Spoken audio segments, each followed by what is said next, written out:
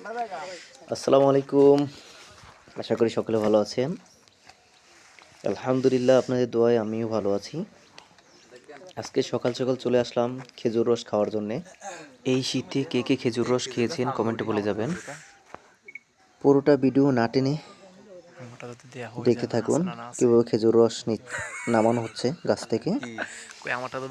আশা করি সকলেরই ভালো লাগবে। আনুমানিক 5টা 5:30 হবে। খুব কুয়াশা, তেমন ভালো করে দেখা যাচ্ছে না গাছের মধ্যে। তাও চেষ্টা করলাম আপনাদেরকে বিনোদন দেওয়ার জন্যে, একটু দেখানোর জন্যে। চলে আসলাম বর্ডারের কাছে, প্রায় সীমান্তবর্তী এলাকার কাছে, শহীদ মিনারের কাছে চলে আসলাম। বাঙালি মাগনা ভাইলে আলগাত্রা